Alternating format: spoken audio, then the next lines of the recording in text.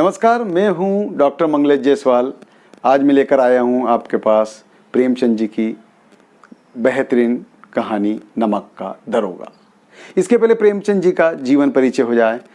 प्रेमचंद जी का वास्तविक नाम धनपत राय, जिनका जन्म 1880 लम्ही, जो कि वर्तमान में उत्तर प्रदेश में है, और इनका देहावसान 1936 को हुआ था। और इनके प्रमुख रचनाएं हैं गोदान, गबन, सेवा सदन, कर्मभूमि। ये इनका संक्षिप्त जीवन परिचय हुआ है। और साहित्य में स्थान प्रेमचंद जी का, इनको कहानी सम्राट, उपन्यास सम्राट कहा जाता है। ग्रामीण परिवेश की पृष्ठभूमि पर इनकी एक से एक कहानियां हैं जो जनमानस को ऐसा प्रतीत होता है जैसे मेरी ही कहानी। आखिरकार अब हम प्रेमचंद जी की कहानी नमक का दरोगा शुरू करते हैं।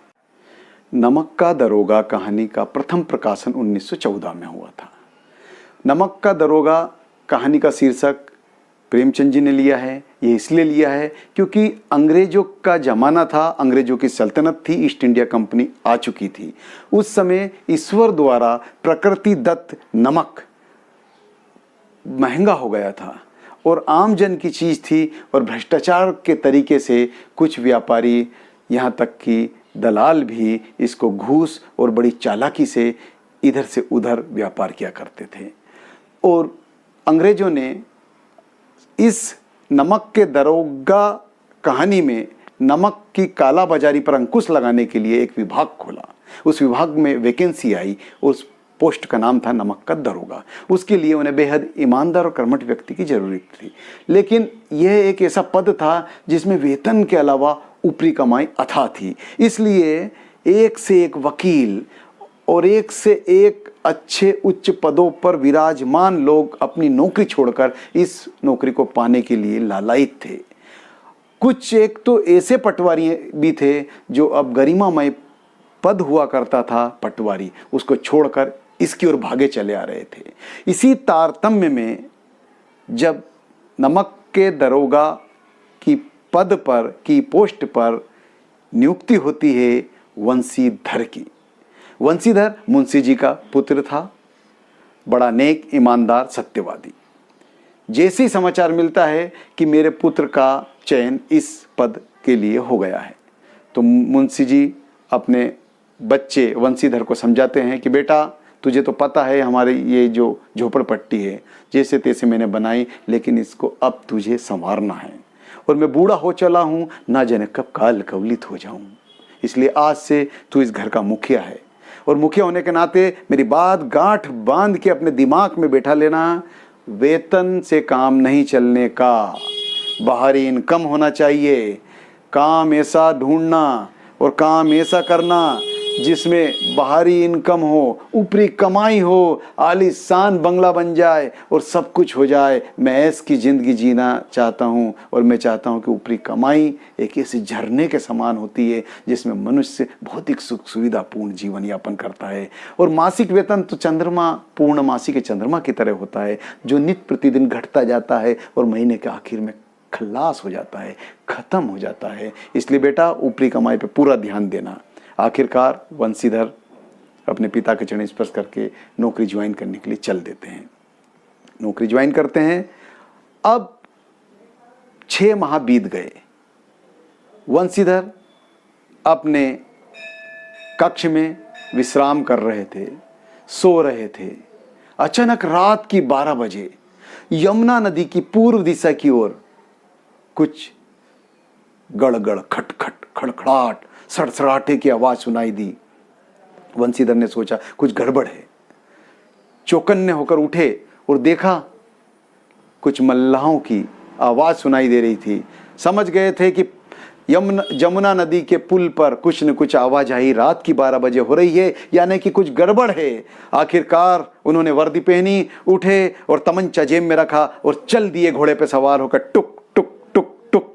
और जैसे ही जात के देखते हैं यमुना नदी के पास, क्या 3-4 गाड़ियां एक साथ, और सारी किसी सामान से लदी हुई और चली जा रही है। और आगे आगे 2-3 घुड़सवार। नमक का दरोगा इस कहानी में वंशीधर दरोगा हैं, नमक की रखवाली के लिए उन्हें शासन ने नियुक्त किया है। और वो जाकर कहते हैं, कौन है, ये गाड़ियां कहां जा रही है? अचानक सन्नाटा छा जाता है।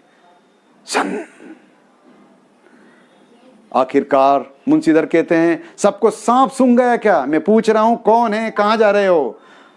किसी ने जवाब नहीं दिया तो अपने घोड़े को टुक टुक टुक ले जाते हुए गाड़ी के पास सटा देते हैं और खुद हाथ से टटोल कर देखते हैं, ओ ये तो ढेला, नमक का ढेला, नमक की कालाबाजारी।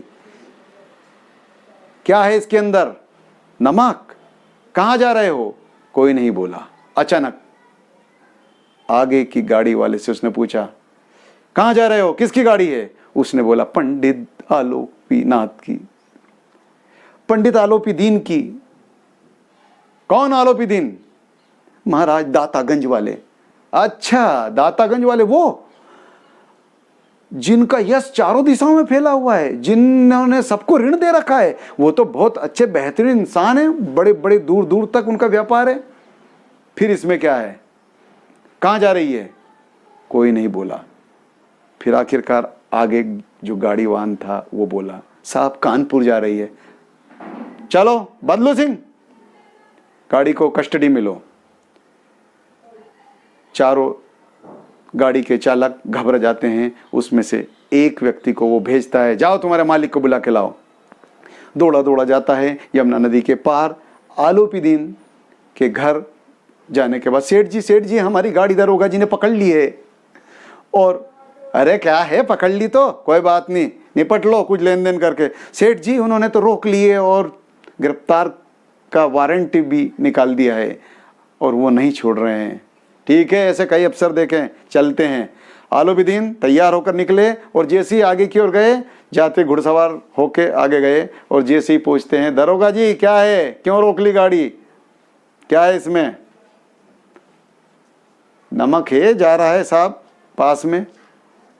अरे दरोगा जी, आप तो अपने वाले हैं, हम आपसे बाहर थोड़ी ना हैं, आप जो चाहो ले लो और जाने दो गाड़ी को। मैंने कहा ना भ्रष्टाचार नहीं, और मैं शासन का दरोगा हूं, मैं एक भी व्यापार ऐसा नहीं होने दूंगा जो कि नंबर 2 का हो। आपको मेरे साथ गिरफ्तारी देनी पड़ेगी और ये कालाबाजारी बंद करनी पड़ेगी। आखिरकार आलोपी दीन गुहार लगाते रहे, कहते रहे उन्होंने कि अरे साहब मान जाओ, 10,000, 20,000, 15,000, 25,000। मैंने बोला एक फूटी कोड़ी नहीं, एक शब्द भी आगे बोला तो मुझसे बुरा नहीं होगा। अरे सर 40,000 रुपये ले लो। 40,000 क्या 40 लाख भी दोगे तो मैं मानने वाला नहीं हूँ, मैं ईमानदार हूँ। चलिए, गलत काम का नतीजा गलत होता है, चलिए। आखिरकार दरोगा जी उसको गिरफ्तार करके ले जाते हैं और लॉकर में डाल देते हैं। रात भर आलोपी दीन जेल में रहते हैं। सुबह बौखलाहट हो जाती है, चहचहाट हो जाती है पूरे शहर में, आलोपी दीन को पकड़ लिया, आलोपी दीन को पकड़ लिया। कैसे पकड़ लिया, किसने पकड़ लिया? उन्होंने। और बाप रे, इतने बड़े आदमी को, इतने बड़े व्यापारी को। आखिरकार उनको न्यायालय में पेश किया जाता है। न्यायालय में कटघरे में इधर आलोपी दीन, इधर वंशीधर, और जज साहब निर्णय देते हैं और बहस चलती है काले कोर्ट में। एक से एक वकील अपने आलोपी दीन की वकालत करते हैं और वकालत करते करते आलोपी दीन के पक्ष में न्यायाधीश महोदय निर्णय देते हैं, आलोपी दीन के खिलाफ कोई गवाह नहीं है, कोई सबूत नहीं है, उन्हें बेवजह परेशान किया जा रहा है, वो उन्हें बाइज्जत बरी किया जाता है और वंशीधर जी के साथ कार्रवाई की जाएगी। वंशीधर जी के पास फरमान आ जाता है और उन्हें नौकरी से डिसमिस कर दिया जाता है। मुंह लटका कर घर आ जाते हैं। अब घर आते हैं तो पता चलता है कि बाबूजी बोलते हैं, मैंने तुझे समझाया था, आखिरकार तूने मेरी एक नहीं सुनी और ये दिन तेरी वजह से देखना पड़ा। क्या फर्क पड़ता, लेन देन करके आगे जाने देता। आखिरकार वंशीधर नेक इंसान था, उन्होंने कुछ नहीं कहा और वो अपने कर्तव्य पर अडिग रहे। नौकरी छूट गई। पिताजी नाराज, माँ भी बूझा मन लेकर उल्हाना देने लगी। यहाँ तक कि उनकी पत्नी भी, यानी कि वंशीधर जी की पत्नी भी उनसे रुष्ट हो गई। पूरा परिवार उनसे रुष्ट हो गया। और एक सप्ताह बीता हुआ था। वंशीधर जी बैठे हुए थे, घर में मायूसी छाई हुई थी। अचानक बैलगाड़ी सज धज के आती है और बेलों के सींग पर चांदी के वर्क चढ़ी हुई और इस तरह का रथ जैसा सवार उनका गाड़ी आती है और वंशीधर के घर के सामने रुकती है। ठक ठक मुंशी जी देखते हैं, ओ आलोपीदीन महाराज आप आ गए, समझ लो हमारे भाग्योदय हो गए, आप यहाँ कैसे? तो उन्होंने बोला मैं वंशीधर के पास आया हूँ। कहाँ है वंशीधर? उन्होंने कि बेटा वंशीधर इधर आओ, आप हमारे घर पे आए, आपने कृतार्थ कर दिया, उस कपूत की तरफ से मैं क्षमा चाहता हूँ। भगवान मुझे निसंतान रहने देता, लेकिन ऐसी औलाद नहीं होती तो मैं अच्छा रहता, उस कपूत के लिए मैं आपसे क्षमा मांगता हूँ। पंडित जी आलोपीदीन से इस तरह के उद्गार मुंशी जी ने व्यक्त किए। आलोपीदीन ने बोला कैसी बात कर रहे हैं, आपका लड़का हीरा है, कोहिनूर है। उन्होंने उस समय जो किया बहुत शानदार किया, आज मैं इसीलिए आया हूं, बुलाइए। बेटा आलोपीदीन जी आए हैं, उनसे मिलिए। वंशीधर कहता है पंडित जी मैं आपसे कृतज्ञ माफी मांगता हूं, मुझे क्षमा करें। अरे दरोगा जी किस प्रकार की माफी? कोई माफी नहीं, मुझे मेरी आत्मा मुझे कचोट रही है और मुझे एक ही शर्त पे शांति मिलेगी। ये जो आपको मैं जो लिफाफा लेकर आया हूँ इसके अंदर एक स्टाम्प पेपर है, इस पर साइन कर दीजिए। तो किस बात के साइन? मैं आपको मेरी सारी जमीन जायदाद का मैनेजर नियुक्त करता हूँ।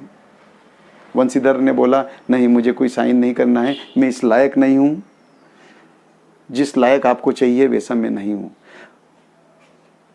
आलोपीदीन बोलते हैं मुझे लायक नहीं चाहिए, मुझे ऐसा ही चाहिए, अयोग्य व्यक्ति चाहिए। जिस प्रकार की अयोग्यता जो आप योग्यता में समझ रहे हैं, मुझे वही अयोग्य व्यक्ति चाहिए। मुझे वेतनमान वाला व्यक्ति नहीं चाहिए, मुझे ऐसा व्यक्ति नहीं चाहिए रिश्वतखोर, मुझे लूट घसोट वाला बेईमान व्यक्ति नहीं चाहिए, डिग्रीधारी योग्यता वाला नहीं चाहिए, मुझे सत्यवादी कर्तव्य पारायण, मुझे वही दरोगा चाहिए जो मुझे उस दिन पुल पर मिला था। बस वही आपकी अयोग्यता मेरे लिए योग्यता है, इस पे आप साइन कर दीजिए। और उन्होंने आलोपीदीन ने हाथ जोड़कर उनसे प्रार्थना की, वंशीधर जी आप इस पे साइन कर दीजिए। आखिरकार मुंशी जी ने बेटा वंशीधर की ओर देखा और कहा कर दो साइन। वंशीधर साइन कर देता है। इस प्रकार पूरी जमीन जायदाद का मैनेजर नियुक्त होता है और हंसी खुशी एक धर्म की जय होती है। धन के सामने आखिरकार धर्म की जीत होती है। प्रेमचंद जी की ये कहानी जो भ्रष्टाचार को उजागर करती है, नमक का दरोगा, यहाँ पर समाप्त होती है। प्रेमचंद जी यही बताना चाह रहे थे कि एक तरफ धर्म एक तरफ धन, आखिरकार धर्म की विजय होती है। नमस्कार।